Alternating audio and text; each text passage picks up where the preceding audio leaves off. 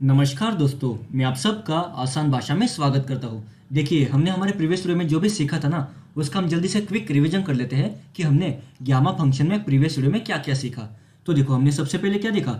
हमने सबसे पहले ये देखा कि गामा फंक्शन का मतलब क्या होता है और उसका मैथमेटिकल स्टेटमेंट क्या था?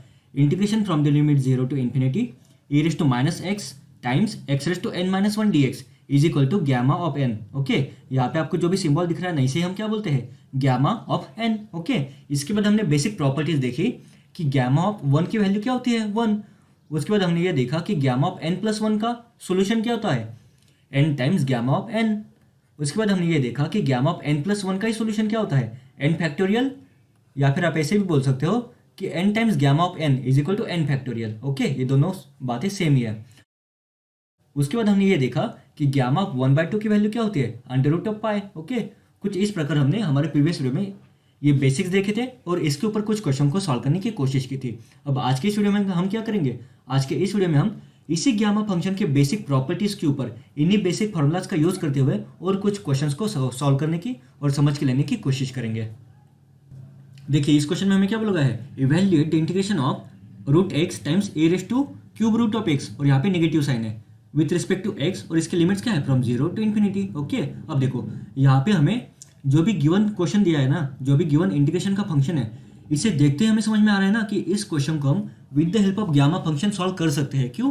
क्योंकि देखो यहाँ पे ई की टर्म है।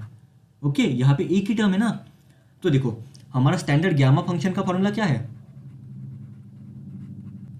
Integration from the limit 0 to infinity, जो कि यहाँ पे भी है। उसके बाद हमारा स्टैंडर्ड फंक्शन क्या था? e raise to minus x times x raise to n minus one d x, और इसका सोल्यूशन क्या होता है? Gamma of n। ओके, अब हमें क्या करना है? हमें यहाँ पे जो भी गिवन क्वेश्चन दिया गया है ना, उसे हमें स्टैंडर्ड गैमा फंक्शन के फॉर्म में कन्वर्ट करने की कोशिश करनी है। ओके, जिससे कि क्या होगा? हमें पता है अगर इस स्टैंडर्ड इंटीग्रेशन के फॉर्म में अगर हम इस क्वेश्चन को कन्वर्ट कर सकते हैं ना, तो हमें ये हमारा स्टैंडर्ड सॉल्यूशन पता है ना कि इसका सॉल्यूशन क्या होता है? Gamma of n. तो हम डायरेक्टली इस क्वेश्चन को भी इसी फॉर्मूला का यूज करके जल्दी से सॉल्व कर सकते हैं ना। ओके, अब देखो यहाँ पे क्या है? A raise to minus X, और यहाँ पे क्या है? A raise to minus cube root of X. तो अगर हम क्यूब रूट ऑफ एक्स को अगर हम एक्स में कन्वर्ट कर दे, तो हमारा ये गिवन क्वेश्चन कुछ इस फॉर्म में कन्वर्ट हो सकता है ना। चलो अब हम इसे ट्राई करते हैं। देखो यहाँ पे हमें पता है क्यूब रूट ऑफ एक्स, इसी का मतलब क्या होता है? X raise to one by three. Okay, अब हम क्या करेंगे? चलो हम ऐसे मानते हैं कि x raise to one by three को हम टी पुट करते हैं। इससे क्या होगा? देखो फिर एक्स की वैल्यू क्या होगी? एक्स की वैल्यू हो जाएगी टी क्यूब। अब देखिए, अगर एक्स की वैल्यू टी क्यूब है तो हमारा डी एक्स की वैल्यू क्या बन जाएगी? थ्री टाइम्स टी स्क्वायर, और यहाँ पे डी टी आ जाएगा। अब देखो हमने यहाँ पे क्या किया? एक्स का differentiation with respect to x क्या होगा? वन टाइम्स डी एक्स, और यहाँ पे टी क्यूब का differentiation with respect to t क्या होगा? टी क्यूब का डिफ्रेंशिएशन क्या होता है? थ्री टाइम्स टी स्क्वायर, और यहाँ पे डी टी जैसे कि वैसे ही आ जाएगा। ओके, तो इसी का मतलब क्या हुआ? डी एक्स की वैल्यू बन चुकी है three times T square d t. Okay, और यहाँ पे देखो यहाँ पे क्या है? X, x raise to one by two. तो देखो अगर x raise to one by three की वैल्यू टी है तो एक्स की वैल्यू टी क्यूब बन जाएगी। इसी का मतलब क्या हुआ? X raise to one by two की वैल्यू, अगर एक्स की वैल्यू टी क्यूब है तो x raise to one by two की वैल्यू क्या बनेगी? T raise to three by two बन जाएगी ना। ओके, अब इन्हीं बेसिक हमने यहाँ पे जो भी डिराइव किया है ना, इन्हीं बेसिक इक्वेशंस को यूज करते हुए हम इस इक्वेशन को कन्वर्ट कर देंगे। आ रही बात समझ में? तो देखिए, और यहाँ पे देखो जब x की वैल्यू जीरो थी, अगर यहाँ पे x की वैल्यू जीरो है तो t की वैल्यू क्या होगी? जीरो ही होगी ना। और अगर x की वैल्यू इन्फिनिटी है तो t की वैल्यू क्या होगी? वो भी इन्फिनिटी होगी। आ रही बात समझ में? ओके, अब देखो यहाँ पे क्या है? Under root of X. Under root of X मतलब ही क्या? X raise to one by two. अगर x raise to one by two यहाँ पे हमें प्लग इन करनी है तो वो क्या बन जाएगी? T raise to three by two. T raise to three by two into यहाँ पे क्या है? A raise to minus cube root of X. लेकिन हमें पता है क्यूब रूट ऑफ एक्स की वैल्यू क्या है? टी। तो यहाँ पे क्या आ जाएगा? A raise to minus T, और यहाँ पे डी एक्स है। डी एक्स की वैल्यू क्या है? Three times T square d T. Three times T square, और यहाँ पे डी टी आ जाएगा। ओके, अगर हम इसे और सिंप्लीफाई करें तो देखो यहाँ पे integration from the limit 0 to infinity, यहाँ पे थ्री का जो भी टर्म है ना, यहाँ पे जो थ्री का टर्म है ये तो कांस्टेंट है ना, इसे हम इंटीग्रेशन के बाहर लिख सकते हैं ना। अब देखिए यहाँ पे क्या है? T raise to three by two, और यहाँ पे क्या है? T raise to square. तो T raise to three by two plus two क्या होगा? देखो three by two plus two क्या होगा हमारा? 7/2 बन जाएगा ना, तो यहाँ पे क्या आ जाएगा t⁻7/2 और यहाँ पे dt हमारा जैसे कि वैसा ही आ जाएगा। ओके, अब देखिए यहाँ पे हमारा फंक्शन क्या बन जाएगा, यहाँ पे 3 जैसे कि वैसा ही। अब अगर आप यहाँ से अच्छे से ऑब्जर्व करो, यहाँ पे क्या है हमारा x⁻n−1 और यहाँ पे क्या है t⁻7/2। तो यहाँ पे t⁻n−1 की वैल्यू 7/2 है ना। देखो यहाँ पे क्या है n-1 और यहाँ पे क्या है 7/2। इसी का मतलब क्या, इस n-1 की वैल्यू हमारी 7/2 है ना। ओके, तो इसी का मतलब क्या हुआ, हमारे n की वैल्यू क्या हुई 7/2 + 1 मतलब ही क्या 9/2। तो हमारा यहाँ पे जो भी ये इंटीग्रेशन का टर्म था ना, इसका सोल्यूशन क्या हुआ गामा ऑफ 9/2। ओके, हमारे यहाँ पे जो भी इंटीग्रेशन का फंक्शन है उसका सोल्यूशन क्या हुआ गामा ऑफ 9/2, क्योंकि हमने यहाँ पे हमारे यहाँ पे जो भी गिवन स्टैंडर्ड फॉर्मूला है ना, उसमें इसका सोल्यूशन क्या होता है integration from the limit 0 to infinity e−x times x⁻n−1 dx। इसका सोल्यूशन क्या होता है गामा ऑफ n, और यहाँ पे n की वैल्यू क्या है, यहाँ पे n की वैल्यू है 9/2। तो यहाँ पे 3 टाइम्स गामा ऑफ 9/2 बन जाएगा ना। ओके, देखो अब यहाँ तक तो आपको सारी बातें समझ में आ गई होगी।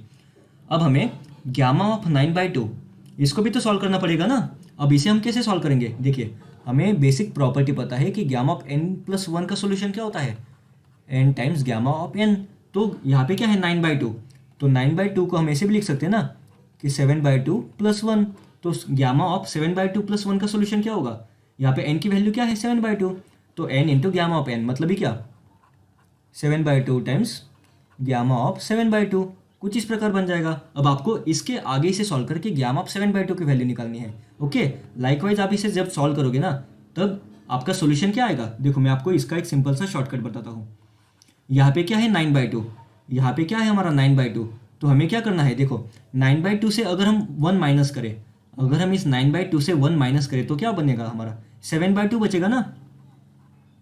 ओके, अभी 7/2 से जब हम 1 माइनस करेंगे तब हमारा क्या बचेगा 5/2 इंटू, अब 5/2 से जब हम 1 माइनस करेंगे तो क्या बचेगा 3/2। अब 3/2 से जब हम 1 को माइनस करेंगे तो क्या बचेगा 1/2, और यहाँ पे हमारा आ जाएगा लास्ट में गामा ऑफ 1/2। ओके, क्योंकि देखिए चाहे आप इस वे से इसे सॉल्व करो तो भी आपका यही सॉल्यूशन आने वाला है। ओके, तो आप क्या करना, आप इसी वे से सबसे पहले इस क्वेश्चन को सॉल्व करना और बाद में चेक करना कि आपका जो भी सॉल्यूशन आ रहा है वो क्या 7/2 into 5/2 into 3/2 into 1/2 into gamma of 1/2 क्या इसी फॉर्म में आ रहा है क्या। आपको ये बात यहाँ पे चेक करनी है। ओके, ठीक है। अब देखो इसका सॉल्यूशन क्या होगा, हमें पता है गामा ऑफ 1/2 का सॉल्यूशन क्या होता है √π। ओके, और अपॉन में क्या आएगा 2 to the 4, 4 to the 8, 8 to the 16, denominator में 16 आ जाएगा। और यहाँ पे देखो 3 7 जा 21, 21 इंटू 3 कितना होता है 63, और 63 इंटू 5 क्या होगा हमारा 63 इंटू 5 हमारा क्या होगा, देखो 63 इंटू हमें 5 करना है ना, तो 60 इंटू 5 प्लस 3 इंटू 5, तो 60 इंटू 5 क्या होगा 300, 300 प्लस 15, तो यहाँ पे क्या हो जाएगा हमारा 315 टाइम्स √π अपॉन 16। यही हमारे इस गिवन क्वेश्चन का सॉल्यूशन बन जाएगा। ओके, आ रही बात समझ में। अब देखो अगर आप इस क्वेश्चन को अच्छे से ऑब्जर्व करो ना तो आपको ये सारी बातें तुरंत समझ में आ जाएगी। यहाँ पे हमारा क्वेश्चन क्या था, evaluate the integration of √x times e⁻³ dx from the limit 0 to infinity. अब हमने क्या किया, सबसे पहले हमने इस क्वेश्चन को, यहाँ पे हमें जो भी गिवन क्वेश्चन दिया गया है ना, इसको सबसे पहले हमने गामा फंक्शन के फॉर्म में कन्वर्ट करने की कोशिश की। इसलिए हमने क्या किया, यहाँ पे e⁻³ है ना, तो इस √x को हमने t मान लिया। ओके, जब हमने √x को t मान लिया और इसके बाद क्या हुआ x की वैल्यू t3। ओके, लाइकवाइज जब हमने इसे सॉल्व किया तब हमारा यहाँ पे ओके इस स्टेप में हमारा जो भी गिवन फंक्शन बन चुका है ना, ये अब हमारा स्टैंडर्ड गामा फंक्शन के फॉर्म में कन्वर्ट हो चुका है। ओके, और जब हम इसे सॉल्व करेंगे मतलब क्या, जब हम इस गामा ऑफ 9/2 के टर्म को सॉल्व करेंगे तब हमारा ये फाइनल सॉल्यूशन बन जाएगा। तो कुछ इस प्रकार हमें इस क्वेश्चन को सॉल्व करना था। आ रही बात समझ में। ओके,